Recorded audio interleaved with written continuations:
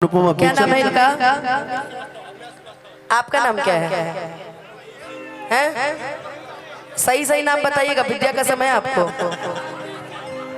क्या नाम? नीतू, नित्यूष की हित हवा हितैनी भइबा का। अरे नित्यूष जी हितैती निभइबा का। अरे निभइबा का अविनाश जी से मुँह मरवइबा का।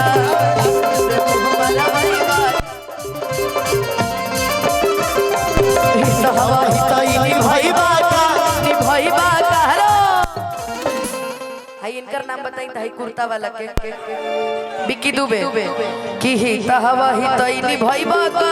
बिक्की भैया, अरे निभइबा का हाय बिक्की भैया से मुँह मर। हवा हितैनी भइबा का। और हाय पियर कुर्ता वाले ज्यादा सुंदर लग रहे हैं। क्या नाम है? गौरव की हाय कुर्ता पहिरला से हीरो न कहइबा ये बबुआ। एगो बड़ा गंदा गाड़ी सिखले बनी हो, अब हो गई कि हाय कुर्ता पहिरला से हीरो न कहइबा ये बबुआ। अरे ये बबुआ तू त लफुए कहइबा ये बबुआ। तू त लफुए कहइबा ये बबुआ। तू त लफुए कहइबा। कोनो ऐसा आदमी जेकरा के खूब खराब गाड़ी दियाओ, कोनो ऐसा आदमी तू बाबू मैं तुम्हें गाली नहीं दूंगी, जल्दी बताइए। रिंकू भैया कहाँ है? भैया के साले हैं। रिंकू जी कहाँ है? रिंकू जी एही रिंकू जी उनकरा खातिर कहे के बाद कि रिंकू भैया अरे रहला संतरा तू अनार भइला। रिंकू जी कहाँ बनी भैया? सलफ भैया रिंकू जी कहाँ बनी? अतरा पांडे जी साधु भैया भी हैं। अच्छा राजनो भैया बगल में ही बैठे। अच्छा पहले रिंकू भैया खातिर बोली, हमार भैया के सार हवन कि रिंकू भैया कि रिंकू सरऊ रहला संतरा तू अनार भइला। आ रिंकू जी अगर सुनत हो हम तरहुए खातिर बा कि होई होलिया में बड़ा का छिनार भइला। एही होलिया में बड़ा का छिनार, एही होलिया में बड़ा का छिनार भइला। ई हाई बैंक वाला अरे होलिया में बाला का खेलाड़ भइला। हाई बैंक वाला अरे रहला संतरा तू अनार भइला। भैया अपना नाम बताइए ना। हेलो नाम नाम नाम राजेंद्र यादव। यादव जी है का?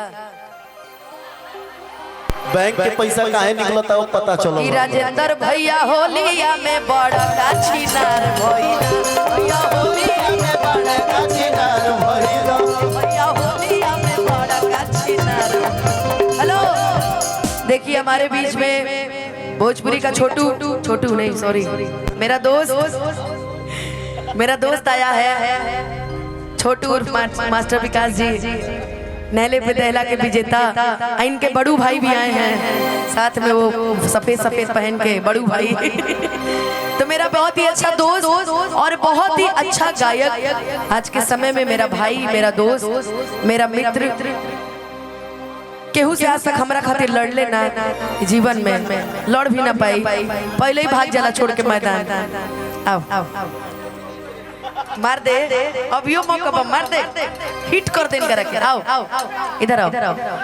ये राजन यादव भी है भैया के करीबी।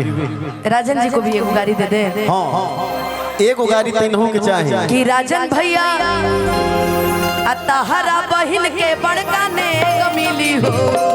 देखिए हमनी में हित के बहिन के गाड़ी आवल जाला, बड़ा बढ़िया रहेगा। छोट भाई हमार तू भाई नहीं खी, हम आपको भाई नहीं मानते हैं, पहले बता दे रहे हैं। आप हमारे रिश्ते मित्र लगिए, भाई मत लगिए। अपने गाड़ी दी हम बताइए भैया कि राजन भैया तहरा बहिन के बड़ा गाने मिली हो। दूगो जो बन रखे खातिर दूगो बेग मिली हो। दूगो जो बन रखे खातिर दूगो बेग मिली हो।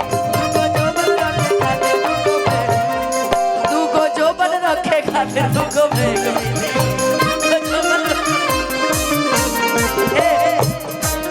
विकास मेरा दोस्त, मेरा मित्र, फरमाइशी भोलू यादव के लिए भैया कह रहे हैं, भोलू यादव उन्हों के करिया एक बार। बाप रे बाप, एक गाड़ी और तुम्हारा दिल दिल नहीं दरिया है भोलू भैया, आपका दिल दिल नहीं दरिया, हर माँ कसम आप बहुत करिया हैं।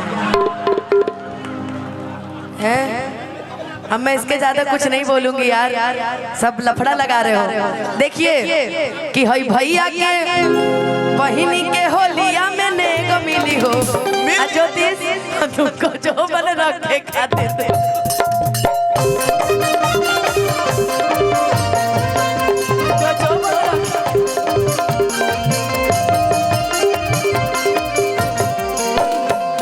बुझा रहा दुल्हा बन के आइल बने होली। अनुपमा हाई जितना लोग बा बाबू एक और माइक बाबू, एक और माइक घरे बा होली मनावे गइल बा। हाई जितना लोग बा, हाई जितना लोग बा, अविनाश बाबू को कहता है पुनः गाड़ी देने के निम्न। अविनाश जी को हाँ हाँ इधर आइए। हेलो हेलो हेलो कि हमें हर घड़िया रुजू है तुम्हारी, कि होती है कैसी सनम बेकरारी। अभी मैं एकदम फ्री हूँ, मेरे जीवन में कोई मोह माया नहीं है। कित आप अपनी तरफ से फ्री हैं। 7 फेरों से जन्मों का ये बंधन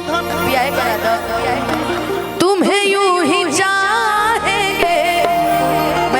मैंने जिसको दिल से मानती हूँ मैं कभी गाली नहीं देती, लेकिन इन लोग को भी मानती हूँ, तो आप तो फंसे हैं, अभी आपको भी दूंगी। तुम्हें यूं ही चाहेंगे जब तक है दम, बहुत प्यार करते हैं बबुआ से हम, बहुत प्यार करते हैं बबुआ से हम। कसम चाहे ले लो, कसम चाहे ले लो, खुदा की कसम, बहुत प्यार करते हैं तुमको सनम, बहुत प्यार करते हैं तुमको सनम। भैया मुझे पूरा नहीं आता, एक ही लाइन आता है।